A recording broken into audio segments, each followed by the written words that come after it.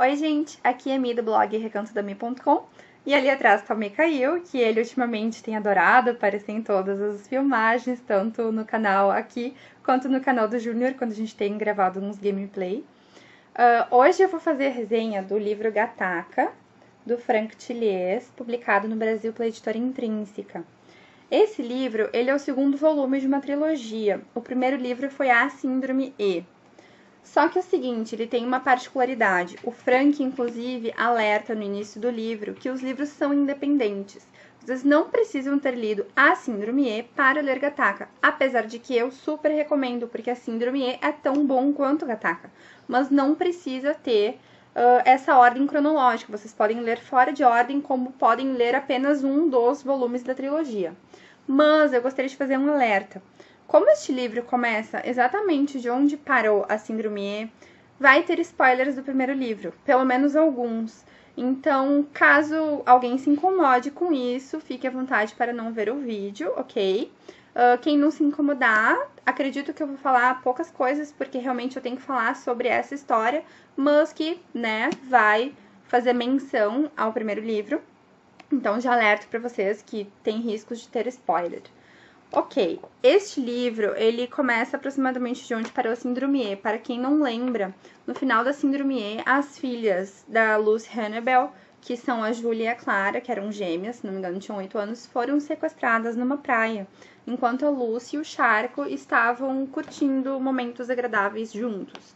E o Charco se culpou muito pelo sequestro das meninas, porque ele meio que impediu a Lucy de ir com elas comprar sorvete, porque ele estava fazendo uma revelação sentimental para ela. E, obviamente, a Lucy nunca perdoou o Charco por isso e se afastou totalmente dele. Então, no início do livro, conta mais ou menos como que se deu essa questão do sequestro e de como que acharam as meninas depois, etc. O livro ele começa um ano depois desse incidente, enquanto a Lucy e o Charco nunca mais tinham se visto. Eles se afastaram bruscamente em razão deste sequestro. Porém, no início do livro, nós temos já um primeiro crime. Um crime bem bombástico, como o Tilliez sempre, né, nos presenteia. Uma primatologista, a Eva, é encontrada assassinada... Assassinata é ótimo. É encontrada assassinada dentro de uma jaula de uma chimpanzé, se não me engano. Eu já vou alertar o seguinte, eu sou péssima com detalhes. Eu sou uma pessoa que eu não me prendo a detalhes, eu não me prendo a nomes, eu não me prendo a histórias, assim, de dados históricos, de locais, anos, nomes. Eu sou péssima com isso. Claro que quando eu vou escrever as resenhas, eu vou lá e escrevo tudo direitinho, mas na hora de falar, não me vem à cabeça. Então, por favor, não se assustem em relação a isso. Então, a Eva, ela foi encontrada morta, de uma forma bem peculiar, bem dramática, e tudo indicava que a macaca que estava dentro da jaula era quem tinha cometido o homicídio da primatologista. Tinha sempre um suspense no ar, porque essa primatologista estava sendo responsável por uma pesquisa, por sinal muito interessante. Eu não sei se vocês vão ouvir esse barulho que acabou de passar, que é uma moto que passou, mas ok, que seja. É uma pesquisa muito interessante sobre a lateralidade versus violência. O que é lateralidade? É o fato de tu ser canhoto ou destro. Opa, destro ou canhoto, certo? Direita e esquerda. E a relação da lateralidade com a violência. Ou seja, a Eva dizia que os canhotos eram mais propensos a serem violentos do que os destros, por uma questão de seleção natural, biológica, de canhotos serem mais fortes e terem mais vantagens em relação aos destros na sobrevivência, principalmente na pré-história. Então a Eva começou a fazer uma pesquisa em relação a isso, pesquisando vários macacos, pesquisando peixes, pesquisando aves, até chegar nos humanos para fazer essa relação de lateralidade e violência. E a pesquisa estava extremamente avançada, ela era uma menina muito ambiciosa, que queria ganhar prêmios, que queria virar um ícone na questão médica, antropológica e biológica. E lá pelas tantas, então, ela acabou se metendo num vespeiro, acabou descobrindo coisas que ela não deveria se meter e mataram a Eva. Ok, este é o primeiro assassinato. Geralmente nos livros do Tilliez ele tem várias coisas que se juntam no final.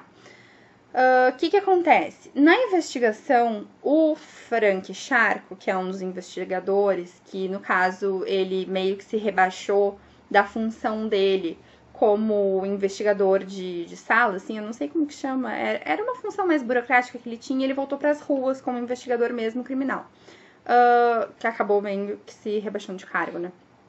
Ele descobriu nessa investigação da morte da Eva que ela começou a procurar por assassinos canhotos em prisões da França. E ela acabou chegando no Gregory Carnot, eu não sei se fala assim, tá, gente? Que, curiosamente, é o sequestrador da Clara e da Juliette. E isso deixou o Frank totalmente alucinado. Ele disse, eu tenho que ir lá falar com esse cara, tenho que descobrir o que a Eva tem a ver com o Gregory, etc. Só que daí o Charco descobriu que o Gregory estava morto. Tinha se suicidado na prisão de uma forma bem pouco usual, uma coisa assim meio grotesca. Então, na verdade, se vocês perceberem, uma morte se relacionou à outra e acabou unindo novamente a Lucy e o Charco, porque a Lucy também ficou sabendo da morte do Gregory e quis ir até o enterro dele para enterrar de vez aquele brutamontes que causou tanto mal para a família dela e tentar, assim, esquecer de vez todas as desgraças que tinham acontecido. E no velório do Gregory, ela e o Charco se reencontraram. Foi um reencontro bem intenso, cheio de emoções. Só que por uma certa casualidade, ou então força do destino, como queiram chamar, as investigações se cruzaram. E tanto a Lucy, como mãe e como ex-policial, porque ela acabou saindo da polícia depois que aconteceu com as filhas dela, sendo ex-policial e sendo mãe, querendo ir com o dedo, na verdade, até o fim, descobrir afinal por que o Gregory tinha tendências tão violentas e tinha cometido aqueles crimes.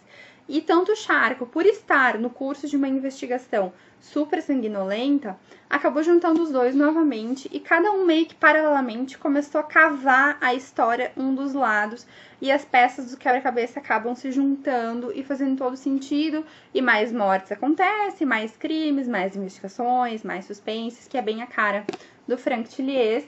Ele tem um estilo meio noir, assim, bem antigo, que é um estilo policial maravilhoso. Posso dizer que o tempo todo eu fiquei tentando descobrir quem eram os assassinos. E dessa vez eu errei todos, porque eu acabei suspeitando das pessoas erradas, coitados. E não eram eles. E tipo assim, ele é um livro super tenso, não é terror, tá? Mas é um livro super tenso, tão bem escrito, que tu presencia de uma certa forma todas as cenas de assassinato que são mórbidas, são fortes. E ele é um livro extremamente inteligente. Por quê? O autor fez duas notas. Fez uma nota no início do livro e uma nota no final do livro, falando um pouco sobre como foi escrever Gattaca. Porque ele teve que fazer diversas pesquisas antropológicas, biológicas, médicas, para entender os cromossomos do DNA, para entender a evolução darwiniana, para entender a seleção natural, para entender diversas coisas a respeito da nossa vida, da evolução social e cultural, que esse livro é tão rico, tão cheio de informações, e ele deixa claro que todas são verídicas. Apesar de ter uma ficção muito bem elaborada aqui no meio, todos os dados que vocês vão ler, que são dados médicos, que são dados biológicos, que são dados científicos, todos eles são verídicos. E isso faz a gente ficar com mil caraminholas na cabeça, principalmente a respeito da seleção natural e da evolução da vida humana. Porque daí, por exemplo, ele fala, tem um cientista aqui, que ele é imunologista e ele é ginecologista também, se não me engano. Ele tem aquelas teorias, eu não vou lembrar do nome agora, não sei se é endógena, alguma coisa assim, deveria ter até anotado. Mas ele tem aquelas teorias assim, ó, a respeito, por exemplo, gestações em que o feto apresenta algum tipo de problema, ele vai lá e desaborta. Tipo, não tenha um bebê fraco, um bebê que seja suscetível a estragar a evolução natural. Ah, ele era a favor da eutanásia, ele era contra, por exemplo, o envelhecimento da população, que acabava trazendo tantos problemas para nós. E ele era a favor de vírus e retrovírus, que ele falava que não deixava de ser uma seleção natural mesmo da natureza, em que matava os mais fracos e acabava privilegiando os mais fortes.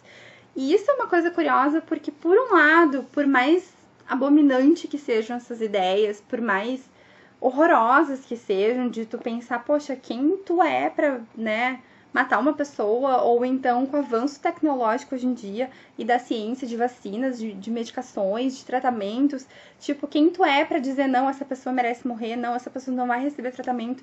Mas por outro lado, as teorias que ele apresenta não deixam de ter um fundo de verdade, no sentido de dizer que nós, homens, né, nós, a raça Homo sapiens, acabou meio que se apoderando dessa seleção natural da natureza e acabou dizendo assim, não, agora nós é que vamos brincar de Deus, nós agora que decidimos quem vai morrer e quem vai viver, não mais a natureza.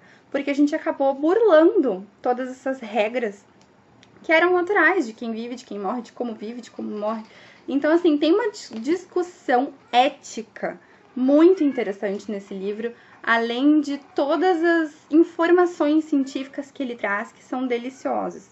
A Misha tá aqui, tá no cio, tá miando, então se vocês ouvirem barulho, é ela. Outra coisa, ele é um livro tenso, tá? Pela primeira vez em anos, eu tive um pesadelo fortíssimo com esse livro, principalmente lá no final, quando a gente tá prestes a descobrir quem é o assassino e que a vida de vários é posta em risco. E eu entrei de uma forma tão forte, assim, no livro que me deu um sono, assim, depois eu fui dormir e eu tive um pesadelo horrível e eu acordei apavorada. E eu fiquei, assim, um tempão passando mal. Tipo, meu Deus, será que eu continuo lendo? Será que eu não continuo lendo? Porque ele é um livro muito tenso, assim, ele é muito verídico. Então, assim, eu achei muito gostosa a leitura. A leitura, a escrita do Frank Tilliez, ela é em terceira pessoa. Deixa eu mostrar mais alguns detalhes, assim, pra vocês. Não tem muito o que mostrar, tá? São folhas amarelas, a diagramação é bem simples. A narrativa é em terceira pessoa, mas através dos diálogos a gente tem uma noção bem boa, assim, do que os personagens pensam. Ele tem um fator surpresa interessante no final. Eu achei umas pequenas incongruências no texto que eu escrevi pra editora pra tentar entender. Isso é a Misha, gente. Quando ela começa, ela não para, tá? Mas o Júnior vai tentar dar um jeito nela. Mas não me importa, faz parte. É um vídeo amador e não tem muita firula. Eu escrevi pra editora sobre algumas incongruências que eu tentei entender se isso é um lapso do autor quando escreveu o texto, ou se isso é um problema de tradução, porque tem partes, por exemplo, assim, a Lucy pegou a arma e foi atacar, daí na outra ela dizia, mas eu não tenho arma. Ou tipo, eles estavam na sala e daí sobem pro segundo andar, e daí a próxima parte é a Lucy está no centro da sala, e daí depois, eles descem pra sala.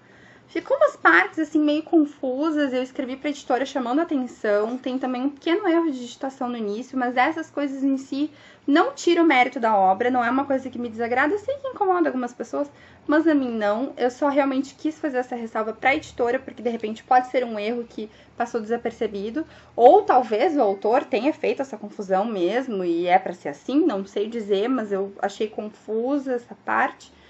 Fora isso, é um livro que eu recomendo demais, principalmente para quem curte o gênero thriller policial e psicológico, porque não deixa de mexer com os nossos nervos, me deixa simplesmente a flor da pele, tá? Então, espero que tenham gostado. Leiam a Síndrome E, mas novamente repito, não é uma exigência, vocês podem começar por Gattaca. De qualquer forma, é uma trilogia que eu estou louca para terminar, porque terminou não com um cliffhanger assim muito grande como no 1, mas ele deu uma margem interessante pra a gente já ter uma ideia de como que vai ser desenvolvido o terceiro livro. E eu tô super afim de ler, espero que seja lançado logo no Brasil. Espero que vocês tenham gostado da resenha. Se tiverem gostado, não esqueçam de clicar em gostei. Não esqueçam de favoritar o vídeo para ajudarem na divulgação. Inscrevam-se também no canal para receberem mais novidades. Se vocês já tiverem lido e quiserem deixar o testemunho de vocês, por favor, fiquem à vontade. Vou adorar saber o que vocês acharam. Se vocês tiverem lido o primeiro livro, a Síndrome E, e também quiserem falar sobre ele, falem. Aqui abaixo vai ter na descrição os links das resenhas escritas dos dois livros, que eu pretendo colocar o Gattaca também no blog, uma resenha escrita, ok? Se vocês tiverem alguma sugestão de livros para que eu leia, ou então alguma resenha que vocês queiram que eu faça em vídeo, além de escrita, é só falar, tá bom, gente? Espero que vocês tenham gostado. Um grande beijo, até a próxima!